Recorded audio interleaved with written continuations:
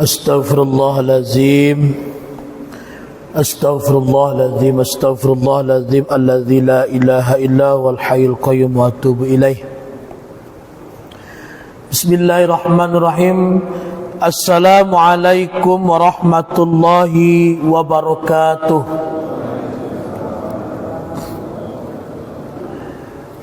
Alhamdulillah, wassalatu wassalamu ala Rasulillah wa ala alihi wa ashabihi wa mawalah. Ashhadu an la ilaha illallah wahdahu la syarikalah wa ashhadu anna Muhammadan abduhu wa rasuluh wa safiyyuhu min khalqihi wa habibuh, ballagha risalah wa addal amanah wa nasal ummah wa kasyafallahu bil ummah wa jahidun fi sabilillahi hatta atahul yaqin. Salawatu rabbi wa salamu ala sayyidi ya Rasulullah. Allahumma salli ala Muhammad wa ala ali Muhammad kama sallaita ala Ibrahim wa ala ali Ibrahim, wa barik ala Muhammad wa ala ali Muhammad kama barakta ala Ibrahim wa ala ali Ibrahim fil alamin innaka Hamidum Majid. Radina billahi rabba wa bil islami dina wa bi Muhammadin nabiyya wa rasula. Rabbana zidna ilma warzuqna fahma. Yang saya hormati Ketua BKM Masjid Baitur Rahman beserta pengurus lainnya, yang saya hormati Imam Khotib Bilal dan Garim, serta ibu bapak jamaah salat subuh yang insyaallah diberkahi dan dirahmati oleh Allah Subhanahu wa taala. Pertama, bersyukur kita kepada Allah dengan senantiasa mengucapkan kalimat tahmid alhamdulillahirabbil alamin. Segala puji bagi Allah yang telah menganugerahkan kita nikmat, rahmat serta karunia-Nya, terutama nikmat iman, nikmat Islam, sehingga kita pada saat ini dihidupkan kembali setelah tidur kita dalam keadaan iman. Mudah-mudahan kita selalu diberikan kekuatan iman, kemudian meninggalkan dunia ini dalam keadaan Islam. Salawat dan salam semoga disampaikan kepada junjungan alam Nabi besar Muhammad sallallahu alaihi wasallam. Allahumma shalli ala sayyidina Muhammad wa ala ali sayyidina Muhammad. Semoga salam dan salawat kita sampaikan kepada Rasul, dan mudah-mudahan nantinya kita dinantikan oleh Rasulullah SAW di hari kiamat nanti dengan mendapatkan syafaat dari beliau. Amin ya rabbal alamin. Ibu bapak jamaah salat subuh yang dirahmati Allah, berlandaskan di dalam surah At-Taubah ayat 36. A'udzu billahi minasyaitonir rajim.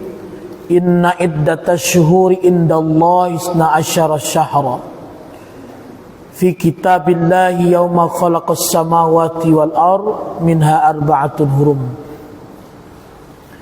Sesungguhnya bilangan bulan di sisi Allah adalah 12. Hal itu tertulis di dalam kitab Allah pada saat menciptakan langit dan bumi, dan di antara 12 bulan itu ada 4 bulan haram. Dan bulan ini disebut, kalau sekarang ini kita sebut, adalah bulan Hijriyah, atau nama lainnya bulan Qamariyah, yang berlandaskan pada saat peredaran bulan, bukan peredaran matahari. Tapi yang sekarang ini kebanyakan orang tahu itu adalah bulan Masehi. Padahal orang-orang Barat yang menciptakan Masehi ini jelas mengikuti pedoman yang sudah diatur oleh Allah Subhanahu wa taala, bahwa Allah sudah menciptakan bulan ini sebanyak 12. Kalau ditanya kepada masyarakat, kebanyakan orang lebih cenderung hafal di bulan Masehi, Pak Bu. Baik tanggal lahirnya, bulan lahirnya, tahun lahirnya. Kalau ditanya bulan lahir, tanggal lahir, kemudian tahun lahirnya bulan Hijriyah, itu bisa dikatakan banyak yang tidak tahu kapan dia lahir, bulan apa bulan Hijriyahnya. Seperti saya sendiri pun baru ini saya tahu, itu pun bukan menghitung, Pak Bu, melalui Google. Tengok Google, kalau seandainya tanggal 30 April misalnya tahun 86 itu bertepatan Hijriyah tahun berapa, langsung diceknya, Pak Bu. Dan saya lihat ketika itu 1401 20 Sya'ban. Nah, bisa dicari, Pak Bu. Tapi ya pakai HP. Kalau pakai hitungan kita masing-masing lama. Nah, maka tidak ada yang tahu, Bapak Ibu. Bahkan orang tua-tua dulu, ya mungkin barangkali termasuk di antara Bapak Ibu orang tua kita dulu, yang mempedomani nama anak tidak usah pakai nama yang lain. Lah langsung rapat sama suami istri, anaknya lahir, udahlah kasih aja namanya menurut bulannya. Lahir anak Januari, kasih aja lah namanya itu Pak Januardi. Kalau Tino Januarti. Kalau Februari Febrianto, Febriani. Kalau Maret Mariono, Marneti. Kalau April Aprilia, Apriandi. Kalau Mai si Mai. Ya, itu menurut bulan. Lahir bulan Agus namanya. Jadi bisa ditebak kalau ada orang namanya Agus, bisa jadi ini lahirnya bulan Agus. Tapi kadang-kadang ada juga saya salah, Pak Bu. Ada Bapak Lurah Kelurahan Malabro, namanya Pak Agus. Saya tebak, Pak, Bapak pasti lahir bulan Agus. Tidak, Ustaz, saya lahir bulan April. Nah, kamu jauh nian. Tak tahu orang tua ngasih dulu jenuh. Karena biasanya orang melihat bulan lahirnya. Jadi orang tua dulu tidak susah payah. Kalau sekarang ini memang enggak sulit. Kalau nama anak itu bahkan ada 5 suku kata. Muhammad, misalnya diawali dengan Muhammad, Abdurrahman, As-Sauki, macam-macam. Maka keluarlah edaran daripada Dukcapil, tidak boleh nama lebih daripada 3 suku kata. Karena sulit buat di paspor, bikin di ijazah, KTP. Nah, ini sudah pernah saya temukan murid saya waktu ngajar di SMP itu terdiri dari 5 suku kata namanya.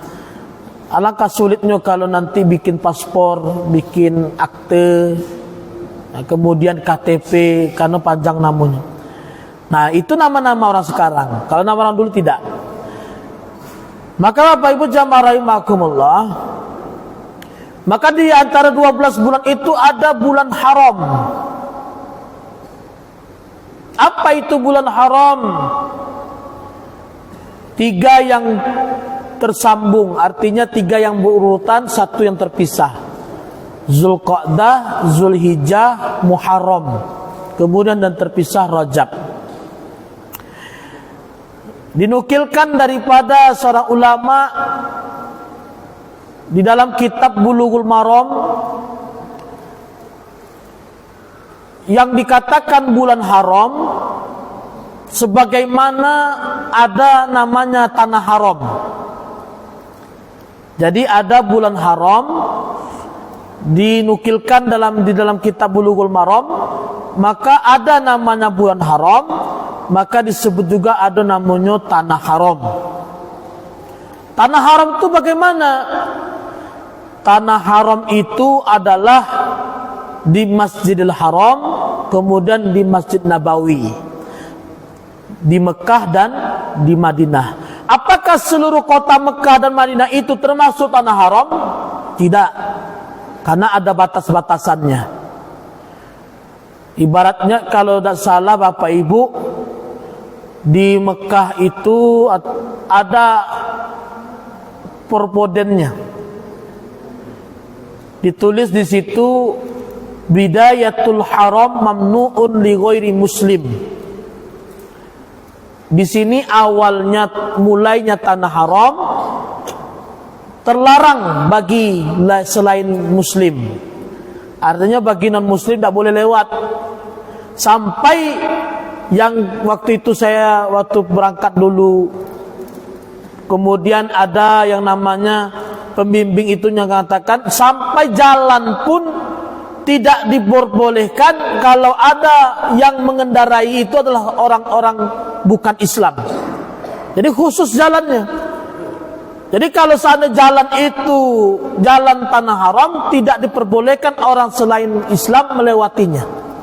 Itu dibuat Bidayatul Haram mamnu'un li ghairi muslim. Ini permulaan tanah haram, tidak diperbolehkan melewati orang yang bukan Islam, karena memuliakan yang namanya tanah haram. Dalam riwayat Bapak Ibu, Umar bin Khattab pernah mendengar Rasulullah menyampaikan di mana awal mulainya tanah haram, di mana. Ketika mendengar itu Bapak Ibu, sampai-sampai Umar bin Khattab buang air besar, buang air kecil, tidak mau di tanah haram. Sehingga dia pergi ke arah Ja'ranah sekitar 3 km untuk apa? Untuk buang air besar. Supaya artinya memuliakan tanah haram. Itu ketika Umar bin Khattab. Kalau sekarang tak bisa apa Bu? Cak mana nak pergi orang buang air besar tapi ingin pergi 3 km melewati tanah haram, tak bisa. Karena banyaknya jamaah, kemudian jauhnya tempatnya. Kalau dulu kan ada kuda, ya kendaraan-kendaraan daripada sahabat. Jadi ketika mendengar itu mulainya tanah haram, maka tidak ada sahabat yang mau ketika itu buang air besar di tanah haram, karena memuliakan tanah haram. Disebut tanah haram, tidak diperbolehkan yang namanya berburu di situ. Tidak boleh mencabut tumbuhan di situ, tidak dibenarkan mengambil tanah di situ, tidak diperbolehkan yang namanya ribut di tanah haram, tidak boleh membunuh hewan di situ. Maka di situ haram semuanya. Maka disebut tanah haram. Ketika seorang jamaah melakukan larangan daripada tanah haram, maka disebutlah ada yang namanya membayar dam. Ya, membayar denda. Nah, di situ Bapak Ibu, maka sebagaimana ada tanah haram, disitulah ada juga namanya bulan haram. Bulan haram ini di dalam tafsir Ibnu Katsir dinukilkan daripada Abu Qatadah bahwa ketika seseorang melakukan yang namanya amal perbuatan, maka ketika amalan itu dilakukan di bulan haram, maka disebut mudha'af. Pahalanya ketika melakukan kebaikan dilipat gandakan, kemudian perbuatan jahatnya atau maksiatnya ketika di bulan haram, dosanya dilipat gandakan. Maka disebutlah bulan haram ini kalau seandainya beramal, maka dilipat gandakan pahalanya amal kebaikan. Kalau maksiat, dilipat gandakan dosanya ketika melakukan maksiat. Itu yang namanya bulan haram. Maka dalam lanjutan ayatnya tidak boleh menzolimi baik diri sendiri maupun orang lain, tidak boleh berperang. Maka Rasul ketika datangnya bulan haram tidak ada yang namanya berperang. Ketika sahabat lagi semangatnya ingin berperang, Pak Bu, wahai Rasul, mari kita berperang ya Rasulullah. Tidak. Kalau di bulan haram tahan, karena ini adalah bulan disebut bulan haram. Nah, maka Bapak Ibu rahimakumullah, di antara 12 bulan yang Allah sebutkan, maka yang kita ketahui ada daripada Muharram, Safar, Rabiul Awal, Rabiul Akhir sampai Zulhijjah. Hanya 2 ibu bapak yang ada nama bulan yang diawali dengan Zul. Zulqa'dah, Zulhijjah. Tidak ada bulan yang diawali Zul kecuali yang 2 ini. Tidak ada namanya Zul Muharram, tidak ada namanya Zul Rabiul Awal, Zul Rabiul Akhir, Zul Sa'ban. Cuman ada 2, Zul Qaidah, Zul Hijjah. Yang ada mungkin nama risiko nama orang, Zul Kifli, Zul Fikar, ya, Zul Effendi, nama Ustaz. Nah, ibu bapak, maka ulama menyebutkan bahwa bulan ini karena cuma 2, Zulqa'dah, Zulhijjah, berarti ada kemuliaan yang ada di 2 bulan ini. Ada keutamaan daripada bulan lainnya, Zulqa'dah, Zulhijjah. Maka disebutkan Bapak Ibu, di 2 bulan ini, ya, hanya ada 2 ibadah yang hanya bisa dilakukan di bulan ini. Tidak bisa diganti di bulan lainnya. Ramadan, puasa Ramadan ada, kerjakan di bulan Ramadan. Tapi ketika seseorang tidak puasa di bulan Ramadan, masih bisakah dia mengganti di bulan lainnya? Masih bisa, Bapak Ibu. Tapi ada amal ibadah yang mana 2 ibadah ini tidak bisa digantikan di bulan lainnya. Ketika seseorang tidak mampu melakukan di bulan ini, maka tak bisa digantikan, tetap di bulan ini. Yang pertama, ibadah haji. Ibadah haji, al-hajju asyhurum ma'lumat. Haji ini adalah bulan-bulan yang bulannya telah ditentukan. Ada yang sudah berangkat di akhir Syawal, ada yang berangkat di bulan Zulqa'dah, sudah berangkat. Kemudian sampai di Madinah melakukan arba'in. Nah, ini Bapak Ibu rahimakumullah, maka ketika di bulan ibadah haji ini tidak bisa digantikan bulan lainnya. Mulai berangkat Zulqa'dah, kemudian puncak haji di bulan Zulhijjah. Maka ketika seseorang tidak sanggup melaksanakan ibadah haji, maka apalagi kalau dia meninggal, bisa digantikan dengan ahli warisnya. Kalau dulu Bapak Ibu, yang saya pernah dengar, Seandainya dia sudah daftar haji reguler, kemudian dia ingin mendaftar haji plus, kalau kira-kira haji khusus, bisa daftar. Artinya 2 dia daftar Bapak Ibu. Kalau sekarang daftar haji reguler, kemudian dia mau daftar haji khusus, harus dihapus dulu haji regulernya, baru dia daftar baru dengan haji khusus yang mungkin waktunya yang tidak terlalu lama. Kalau haji reguler Bapak Ibu, kalau tidak salah sampai 20 tahun, ya 20 sampai 25 tahun. Kalau seandainya sekarang ibu bapak umur 60, berarti berangkatnya umur 85, lah sepuh. Cuman Bapak Ibu, kalau seandainya kita sudah ada niat, seandainya kita sudah meninggal dunia, maka bisa digantikan oleh anak. Tidak usah khawatir Bapak Ibu, niat itu sudah tercatat nanti. Ya, niat itu sudah tercatat. Maka kalau seandainya kita berniat, kemudian belum dilakukan, masih dicatat pahalanya 1 oleh Allah. Kemudian kalau kita sudah berniat, kemudian mengamalkan apa yang kita niatkan itu, maka sudah dapat 2 pahala. Maka Bapak Ibu rahimakumullah, mudah-mudahan yang masih menanti haji, sama-sama mendoakan mudah-mudahan bisa berangkat nantinya. Yang jamaah kita yang sedang berangkat, mudah-mudahan diberikan kesehatan, lancar ibadahnya, kemudian selamat sampai ke tanah air.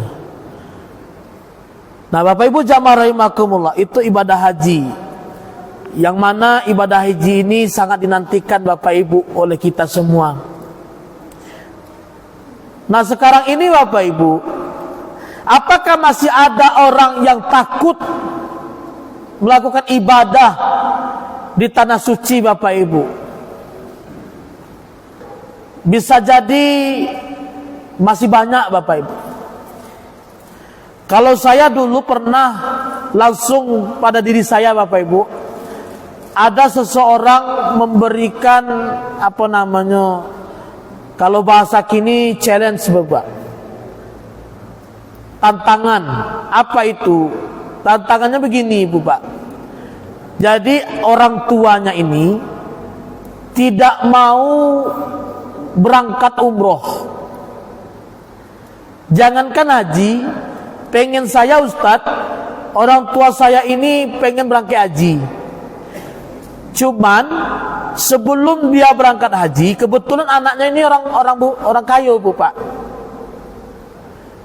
Sebelum dia berangkat haji, saya suruh dia berangkat umroh dulu. Ternyata Ustadz, ayah saya ini tidak mau berangkat umroh. Alasannya apa? Takut. Takut kenapa? Takut nanti sampai di Mekah kata orang, kan? Kecil kata orang. Kata orang di Mekah itu nanti kita dibalas apa yang kita lakukan di tanah air kok, di negara kita kok, di negeri kita kok, akan dibalas oleh Allah tunai langsung di Mekah itu nanti.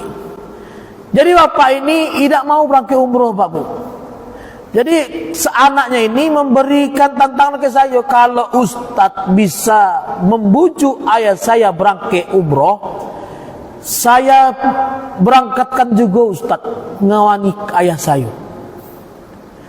Ternyata Bapak Ibu, saya bujuklah semangat dengan semangat, bangkitlah Pak, aman, saya temani. Tidak berani saya. Nanti saya akan dibalas banyak dosaku. Nyolong itu dulu pernah, katanya. Ngaku dulu Bapak tuh. Nanti kalau saya di situ kelak punya saya pula dicolong ke orang. Khawatirnya Bapak Ibu. Akhirnya apa Bapak Ibu? Saya tidak berhasil. Sampai meninggal Bapak itu tidak ada berangkat umroh. Karena takut nih ke Mekah Bapak. Nah begini mirisnya Bapak Ibu, ada orang yang takut. Artinya apa Bapak Ibu? Orang itu tahu dengan dosa. Orang itu tahu bahwa yang ia lakukan itu salah. Apa tandanya? Ketika disuruh untuk berangkat umroh tidak mau. Karena kenapa? Takut bahwa nanti akan dibalasi. Karena banyak orang menganggap bahwa di Mekah itu adalah yaumul jaza. Di Mekah itu sama dengan kiamat, tempat pembalasan. Banyak orang-orang awam sampai saat ini masih takut Bapak Ibu. Kemarin ada yang membantu orang tenggelam kemarin Bapak, yang viral. Orang tenggelam di balik dari Politikus, dikasih Pak Gub berangkat umroh. Belum ada niat Pak. Saya bayari, pemerintah bayari kata gubernur. Belum ada niat, mungkin bahasanya belum memantaskan diri saja Bapak Ibu. Tapi kalau Bapak Ibu kasih Pak Gub, Pak, Bapak yang nolong kemarin, berangkat umroh yo. Ya Pak, siap. Tidak ada nolak-nolak Bapak Ibu. Karena mungkin Bapak Ibu mungkin sudah memantaskan diri, rasanya sudah sanggup berangkat umroh. Nah ini Bapak Ibu rahimakumullah. Maka ibadah haji ini tidak bisa digantikan di bulan lainnya. Kemudian Bapak Ibu rahimakumullah, ada namanya ibadah kurban. Ya, ibadah kurban hanya dilakukan di bulan Zulhijjah, tidak bisa digantikan di bulan lainnya. Ma min a'mal yaumun nahar illa min iraqatid dam. Tidaklah amalan yang paling baik di hari nahar yaitu kecuali meneteskan darah, artinya berkurban. Maka Bapak Ibu rahimakumullah, kurban ini adalah salah satu amalan yang paling utama di bulan Zulhijjah ini. Tidak bisa tergantikan di bulan lainnya. Kalau seandainya kita sekarang ini belum mampu untuk berkurban, pengennya bulan lainnya nanti kalau ketika sanggup, tidak bisa. Harus di bulan ini. Maka Bapak Ibu rahimakumullah, di dalam kitab perbedaan mazhab Bapak Ibu, apa hukum daripada kurban itu? Waqtalafa hal hiya sunnah aw wajibah. Berselisih para ulama, para imam mazhab tentang hukum daripada ibadah kurban itu sendiri. Apakah sunnah ataukah wajib? Maka Bapak Ibu, mazhab paling tertua adalah mazhab Hanafi dan mazhab Maliki menghukumkan kurban ini adalah wajib. Apa sebab? Karena di dalam mazhab Maliki dan mazhab Hanafi, sesuatu amalan yang ada landasannya di dalam Al-Quran, maka hukumnya wajib. Sebagaimana ibadah-ibadah yang wajib yang ada landasannya dalam Al-Quran. Contoh, ya ayyuhalladzina amanu kutiba alaikumusiyam. Puasa ada dalilnya dalam Al-Quran, maka hukumnya wajib. Kemudian aqimus shalah wa atuz zakah. Salat, zakat ada dalilnya dalam Al-Quran, maka hukumnya wajib. Begitu juga yang namanya kurban, ada dalilnya dalam Al-Quran. Apa itu? Fasalli li rabbika wanhar. Maka salatlah untuk mengingat Tuhanmu, kemudian berkurbanlah. Maka dalam tafsir fasalli ini adalah salat Id, salat Idul Adha, kemudian wanhar, berkurbanlah. Maka mazhab Hanafi dan mazhab Maliki menghukumkan kurban ini wajib Bapak Ibu. Jadi kalau Bapak Ibu bermazhab Maliki, bermazhab Hanafi, wajib mau tak mau harus berkurban. nak miskin dia, nak kaya dia, maka dia tetap harus berkurban karena hukumnya wajib. Nah, bagaimana dengan Syafi'i dan Hambali? Dalam mazhab Syafi'i dan Hambali disebutkan wahia sunnah muakkadah, yaitu hukumnya adalah sunnah muakkad. Jadi hukum daripada kurban itu turun dari wajib menjadi sunnah muakkad. Apa landasannya? Landasannya tetap fasalli li rabbika wanhar. Cuman ada di dengan hadis Nabi. Apa kata Nabi? Man kana lahu sa'atan lam yudah falam yakribanna musallana. Kata Rasulullah, barang siapa di antara kamu yang mempunyai kemampuan, barang siapa yang ada kemampuan, berarti mafhum mukhalafahnya adalah ada yang mampu, berarti ada yang tidak mampu. Falam yudah, barang siapa yang mempunyai kemampuan kemudian dia tidak berkurban, fala yakribanna musallana, jangan hampiri tempat salat kami, kata Rasulullah. Jadi didukung oleh hadis Nabi. Ternyata menurut Syafi'i dan menurut Hambali hukumnya sunnah muakkadah, yaitu hukumnya sunnah muakkad karena ada orang yang mampu dan ada orang yang tidak mampu. Orang yang mampu sangat dianjurkan untuk berkurban, orang yang tidak mampu diperbolehkan tidak berkurban. Nah, ini menurut mazhab Syafi'i dan Hambali. Tapi waqala Abu Hanifah, sebagian daripada ulama Hanafi, hiya wajibatun alal mukimina min ahlil absar. Hukumnya kurban itu wajib bagi si mukim, artinya orang yang tetap. Nah, seperti kita ini kan sudah tetap, Pak Bu.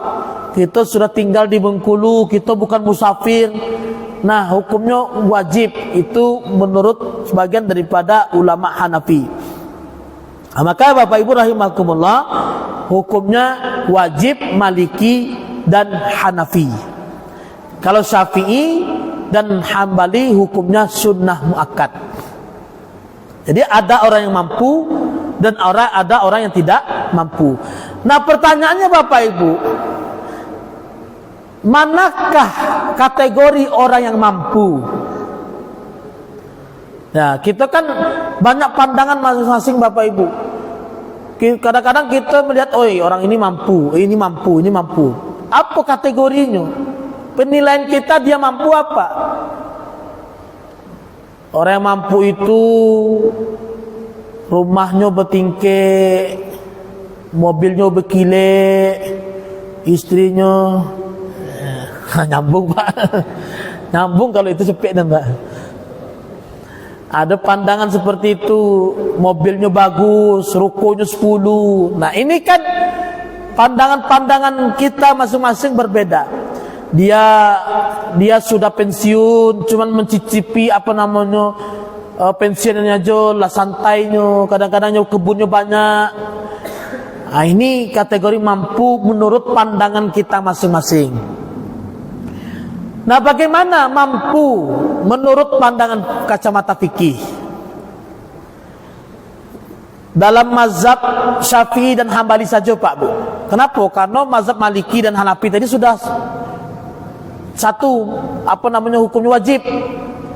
Dan lagi mampu itu mampu. Tapi kalau dalam mazhab Syafi'i dan Hambali, orang yang mampu silakan kurban, yang tidak mampu boleh tidak berkurban. Kalau pandangan mazhab Syafi'i, orang yang mampu berkurban itu siapa?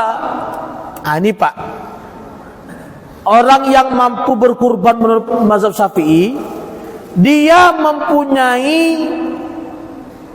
biaya kurban Berapa kini kurban? Taruhlah masih 2,5 juta. Ya, mungkin ada 2,6 juta, ada yang kalau di Pekanbaru saya kemarin ini Bapak Ibu 2,9 juta kurban orang. Paling murah 2,8 juta. Kalau di Bengkulu masih ada 2,5 juta. Di sini berapa, Pak? 2,5 juta. Masih murah berarti. Jadi dia mempunyai bisa memenuhi kebutuhannya di 4 hari. Misalnya ibu-ibu kebutuhannya sehari berapa, Bu? Taruhlah 200 sudah. Tanggal 10 200, 10 Zulhijjah. Tanggal 11 200. Tanggal 12 200. Tanggal 13 200. Berarti 800.000. Kurban 2,5 juta. 2,5 juta tambah 2 juta tambah 800, 3,3 juta atau lebih. Jadi di tanggal 9 Zulhijjah ada uangnya sebanyak 3,3 juta atau lebih. Maka dalam pandangan ulama Syafi'i ini kategori mampu. Nah, ini Pak Bu, kategori mampu. Jadi ada tanggal 9 Zulhijjah besok, pas orang puasa Arafah, ternyata duitnya ada di rumah 3,5 juta. Berarti dia mampu secara pandangan mazhab Syafi'i, mampu. Jadi berkurbanlah ketika itu. Jadi kalau seandainya sehari-harinya 500, 10 500, 11 500, berarti kurang, berarti tidak mampu itu. Nah, tergantung kebutuhan kita sehari-hari. Maka ibu-ibu itulah yang tahu berapa sehari-hari untuk kebutuhan kita di rumah. Kalau ibu-ibu 500 berarti 2 juta tambah 2,5 juta, 4,5 juta baru kategori mampu berkurban. Nah ini Bapak Ibu, jadi itu pandangan mazhab Syafi'i, kategori orang yang mampu berkurban. Nah kini pertanyaannya, berapa duit Bapak di rumah gini?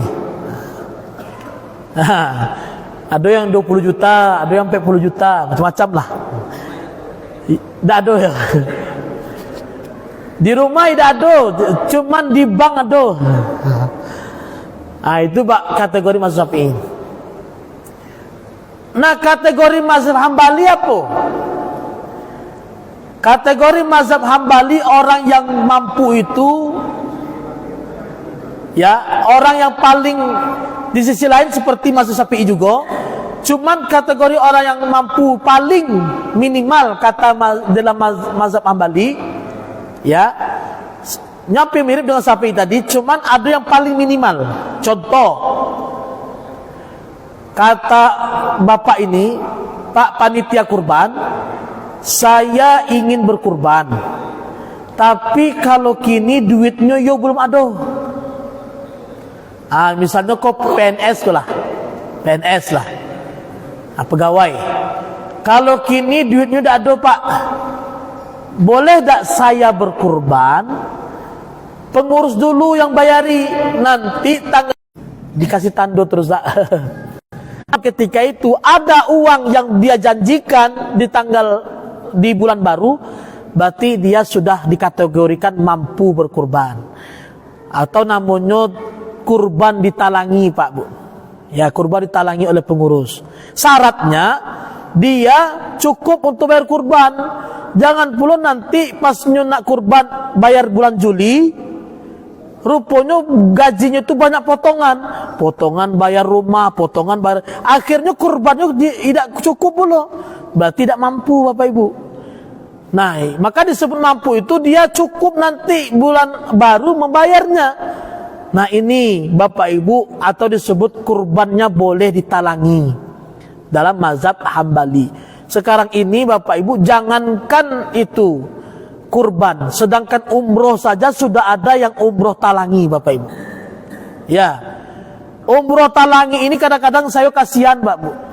Dia umroh ditalangi, berangkat bahagia, tapi pas balik, pas tawaf wada, di depan Ka'bah nangis. Apa tangisnya? Ya Allah, cak mana nak bayar hutang nanti kau. Nah, ya, di awalnya bahagianya berangkat umroh segala macam, foto-foto, alhamdulillah sudah sampai di Mekah, alhamdulillah. Tapi pas sampai di pas tawaf wada, karena tawaf wada ini tawaf terakhir, ingin berangkat ke tanah air, ya apa nanti sampai tanah air mikiri bayar ansuran hutang umroh. Nah, ini Bapak Ibu, maka umroh talangi ini agak khawatirnya di situ. Tapi kalau seandainya sudah sanggup ya silakan. Nah, ini Bapak Ibu kategori kemampuan menurut mazhab Hambali. Ya, ini maka dari itu Bapak Ibu, amalan yang terbaik di bulan Zulhijjah ini adalah kurban. Karena banyak orang yang tanya kini Bapak Ibu, kadang-kadang orang awam. Ini selalu Bapak Ibu, orang di dusun kami juga nanya sering juga seperti itu, Ustadz, keceknya kalau kita kurban 7 kali sudah sama kita naik haji. Ada tuh, masih ada pemahaman seperti itu Pak. Kemudian Ustadz, kalau saya belum akikah, kecek orang tak boleh kurban. Ustadz, kalau kita belum akikah harus kurban dulu. Ini banyak pertanyaan seperti itu sampai sekarang ini Bapak Ibu. Maka kalau jawabannya sebenarnya simpel Bapak Ibu. Kata Rasulullah, amalan terbaik di mana hari ini tidak ada kecuali adalah yaitu berkurban. Maka bagi orang yang belum akikah kemudian dia berkurban, kalau seandainya itu di hari kurban, maka paling afdal berkurban. Jadi akikahnya nanti gimana? Cari bulan lain akikahnya. Jadi tak ada hubungannya, karena akikah ini sama-sama hukumnya dengan kurban sunnah muakkad. Kalau nyonanyo mana yang terbaik, kurban apa akikah? Tengok bulannya. Kalau bulannya bulan kurban, maka terbaik adalah bulan berkurban. Kalau waktu itu nyonanyo belum berkurban, bulan kurban, berarti lebih baik akikah dulu. Nah, ini jawaban simpelnya Bapak Ibu. Jadi pertanyaan